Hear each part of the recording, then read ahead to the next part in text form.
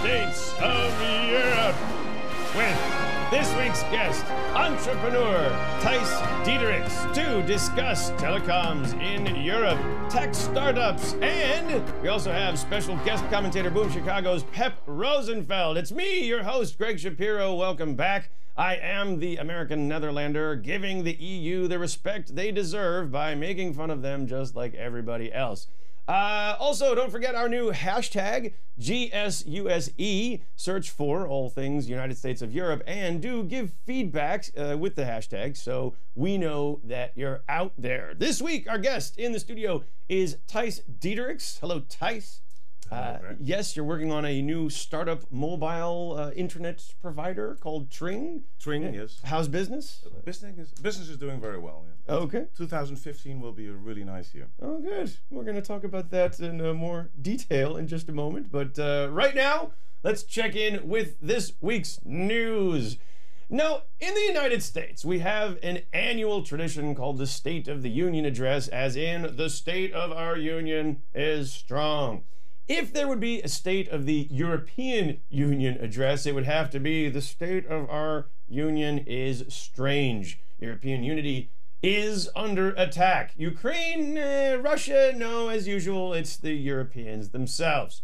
Yes, Ukraine is an issue. Last week, France and Germany, the backbone of the EU, confronted Russia's Vladimir Putin in a show of diplomatic force with the threat of more sanctions. But then there was the new left-wing government in Greece, making friends with Russia and good old Vlad, rejecting sanctions against Russia. Greece, in this case, is not being aligned with the backbone of Europe, more like the appendix. The appendix, as in, maybe we could live without it. Mostly it just sits there, not adding value. You only notice it when it flares up, causing incredible pain and shutting down all other functions, demanding to be surgically removed in a procedure called the Grexit. If anything, if the EU has been unified in anything this past week, it has been in taking meetings with new Greek leaders. The no-tie, loose-belt new Greek leaders apparently making a statement that belt tightening is over. Or is it more like the statement, I can't afford a tie? Italian Prime Minister Matteo Renzi met with Alex Tsipras and presented him with a tie, saying you can put this on when the economy has recovered. Tsipras then asked, how do I tie a tie? The Germans responded like this. Maybe Alex Tsipras just needs a friend. He met with European Central Bank Chairman Mario Draghi, Super Mario, and he may have found a friend in EU Commission President Jean-Claude Juncker. Oh, look at them holding hands. Or was it something else? Take a look at the video. Yes, it's let's be friends, and here's European style kissing and friends and holding hands. Give me your hand. Give me your hand. Yeah, there we go. If you analyze, it's less of let's be friends and more like come along, little boy. All in all, I think we haven't seen such an obvious statement of status shifting since Obama bowed to the Japanese emperor, or since Obama bowed to the Saudi king, or for that matter, since George W. Bush tongue-kissed the Saudi king. In essence, meet the new boss, same as the old boss. But Tsipras isn't the only Greek diplomat doing the rounds this week, and that brings us to good news, bad news. This week, the N-word in the EU. Greece's finance minister is Yanis Varoufakis, and this week he met with German finance minister Wolfgang Schäuble. Good news, Varoufakis said, we had our differences, but we agreed to disagree. Bad news, Schäuble said, nein. We didn't even agree on that much. The good news, Varoufakis praised Wolfgang Schäuble as an architect, the architect of the Eurozone. Bad news, Schäuble has more of a reputation as a Dr. Strangelove. Good news, Yanis, it doesn't look much better. Would you buy a used car from this man? I did a Google search for evil grin and nothing came close to that photo. Loki from, no, this one. Evil, no, this, even Bart Simpson, not quite. Then I put my finger on it. Yanis Varoufakis looks like the Grinch. And indeed, most Germans think this Greek finance minister is out to steal Christmas. Is there anything that Germany and Greece can agree on? The good news? Maybe. Nazis. Wait, hear me out. It's not what you think. The bad news, all right, there's an unofficial rule online. If you use the word Nazi in your post, yeah, your entire comments and argument has to be thrown out. For example, Obamacare is the worst abuse of government power since the Nazis. Yeah, sorry, I can no longer take you seriously. But if there are two parties both using the N-word, the good news, Yanis Varoufakis admitted Greece may have a Nazi problem. The bad news, Greece's third largest party is now the far-right Golden Dawn, which many Greeks view as a bunch of Nazis. At least, that's according to our Greek correspondent, Lambros Fisfis from Athens. Golden Dawn, which is a Nazi party. Well, I would call them far-right, or... No, they're Nazi. They call them...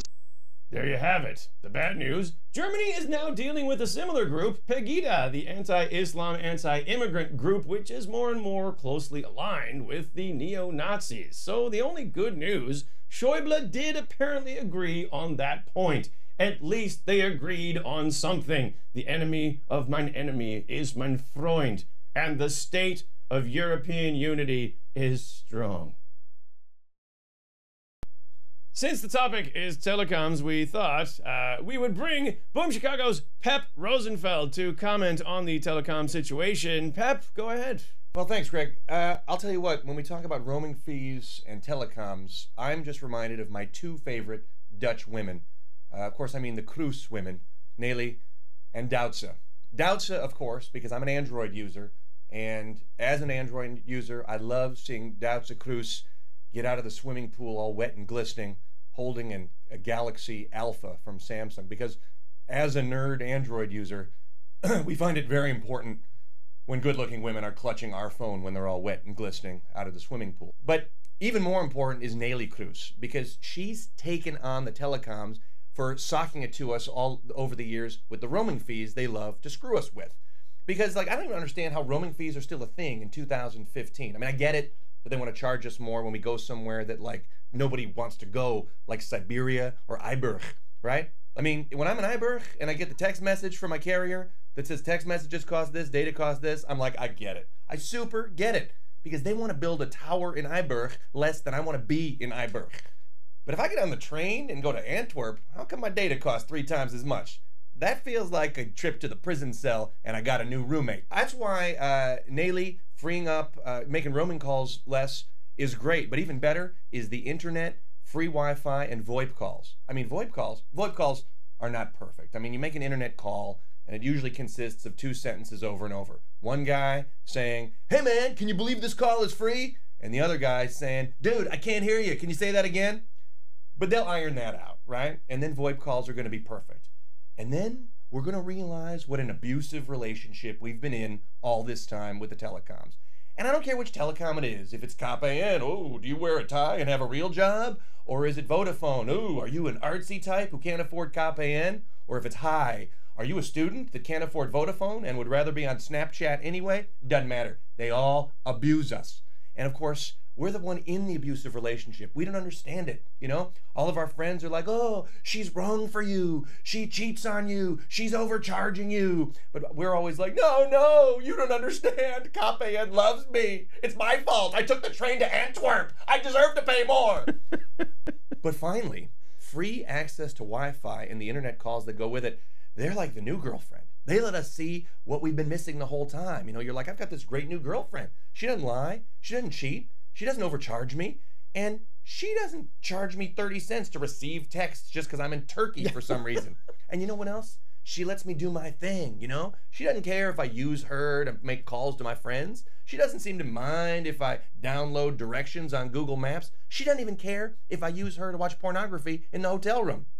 So I'll tell you what, watching what Neelie Kroes has done and watching what internet and VoIP calls has done to make the telecom scramble is satisfying. It's like the end of that romantic comedy that your wife drags you to, but you didn't want to see, like The Other Woman. Did you see The Other Woman? No. Good. Don't see it. It's terrible.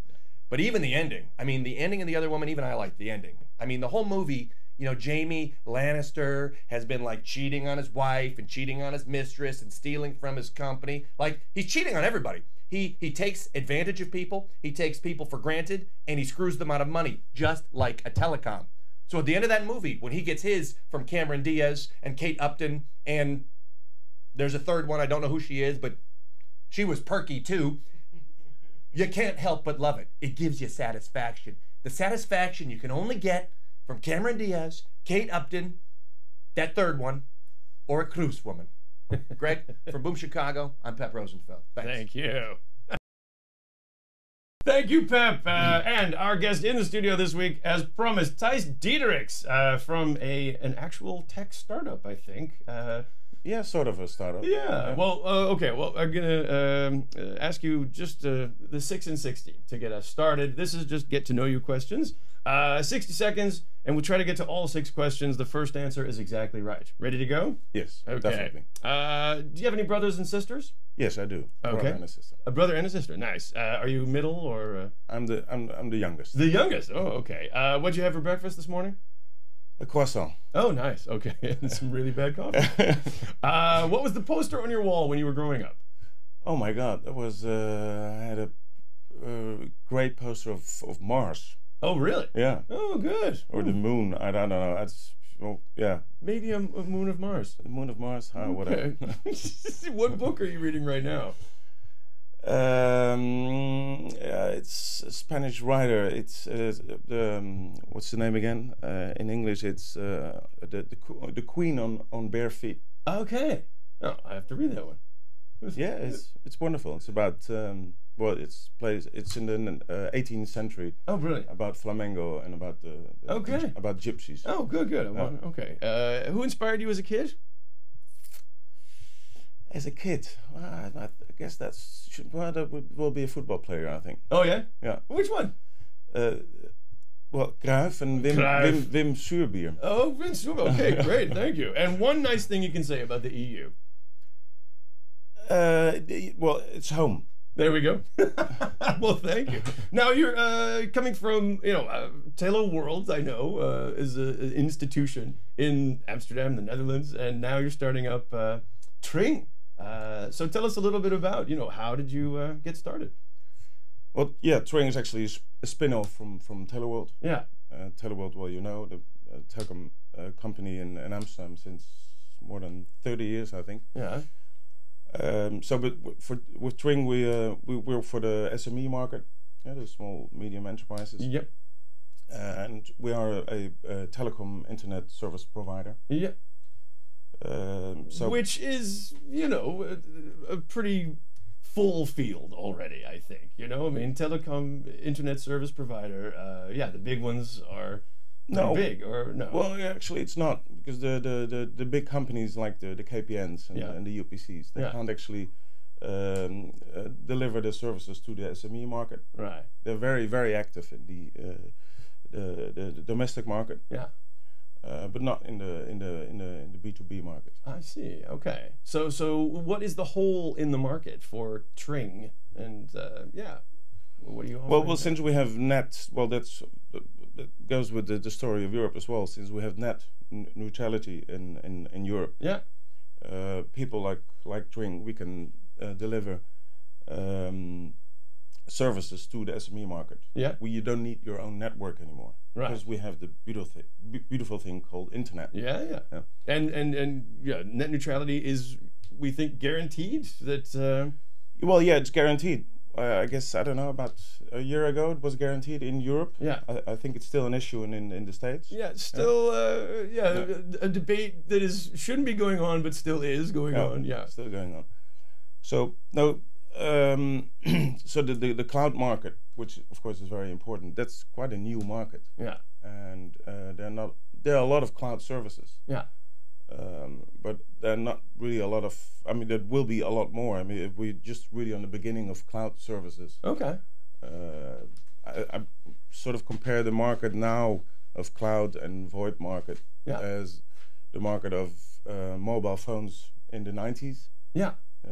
This sort of this. It feels like, oh, people. This is an awareness that's growing, and in fact, we were talking to some people about starting up your own company, working for, trying to service the SME market, trying to use the internet, trying to use the resources that we have. What is it like trying to do, basically a tech startup in Europe right now? Let's see what some other people had to say. Right. And what are some key ingredients for a tech startup right now? You really need a good team. Yeah, something to trust on, to share your values, what you do and why you do it, and just work on it hard. Yeah, I really think it's the team. What are the key ingredients for a successful startup in Europe right now? Okay, it should be a European project, which means that the major European cities are participating. Second, we don't need this European bureaucracy.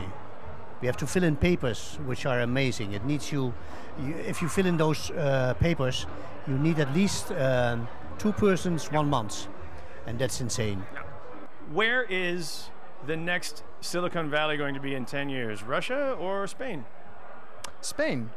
Yeah, I think they're well educated, and the unemployment there is kind of forcing a lot of creativity. Russia is kind of a liability, I'd say. So, okay. Yeah. Thank you. And what are the key ingredients of a startup in Europe right now? I think an intense desire to fight through the red tape, the willingness to pay a significant amount of taxes, and of course a good idea. That's in 3rd place. All right, let's turn that around. Yeah. Well, no, that's what we seem to be hearing, is that red tape and taxes are indeed sometimes the most important hurdles that you have to face even before you can bring your idea to the table. Yeah, because I think that, if you're, everybody is aware of red tape and taxes, so it might even, prevent ideas from even, coming to you. Yeah. Is there anything that European leaders can be doing to make life easier for startups, entrepreneurs, innovators?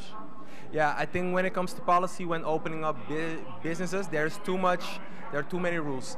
Red tape. I started my startup too, and it was really difficult because of the regulation, etc. I think that we should really allow the people that want to invest, that want to start up a business, give them the freedom, and also invest in them, help them instead of pulling them down. I think that would be a great shift, which will really help the economy too. Okay. What about the startups, the tech companies? Is there more Europe can do, maybe, to help the innovators and entrepreneurs? At the end, but at this time there are more and bigger important questions before that one. Yeah. But at the end, when Europe is coming to its total movement, that's the question, but not now. Okay. Where will the next Silicon Valley be? In Russia or Spain? I really hope in Spain. Thank you. Back to your business, which is not so much, I don't know, hardware, but more the services, serving. But we talked about red tape a lot. How's it going with you? We called you a startup earlier. You said that's not really accurate. How would you describe yourself in that regard? Well, startup, we're already there for over a year. So in that sense, I'm not really a startup. Yeah. But I'm a startup, and actually, we just finished a crowdfunding project. Okay. So we needed money, and the funny thing, all those people, they said quite a few things about creativity and the red tape. Yeah. But money. Raising money. Raising money. I think that's very, very important. Right. And I think that's a lot easier in the States than it is in Europe. Okay. And so that we should change. I suppose in the States you also have you can go from a city to a interstate national basis pretty quickly. How are you looking at going from one market to expanding? What's your vision? In my own field, you mean? Yeah. Expanding. Well, it sounds really nice business-wise. Yeah. But the new economy is more like, of course you have great projects like Google and Spotify, and you know they apply for everyone. But the main businesses are for it's for local businesses. Yeah.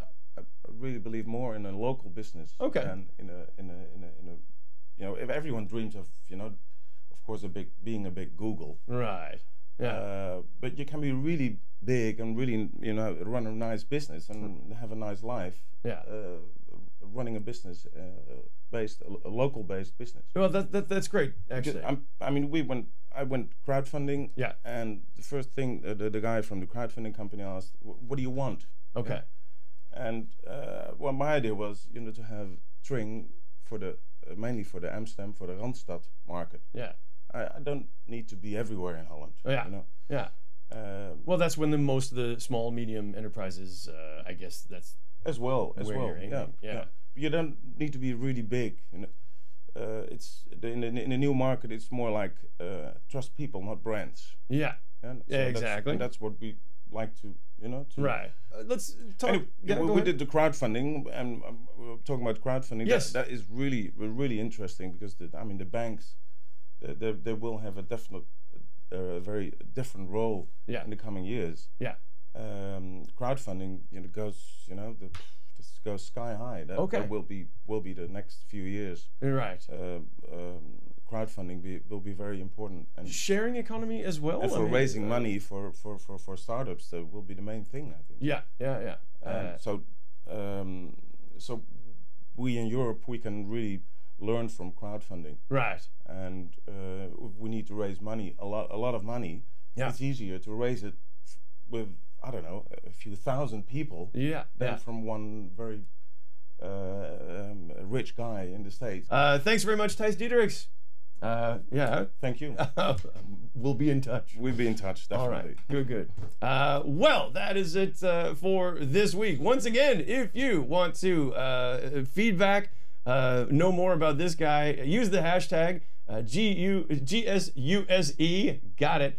I know my own hashtag. And thank you very much. Shout outs to Broadcast Amsterdam. Don't forget to subscribe to the YouTube channel for Broadcast Amsterdam and me, Greg Shapiro.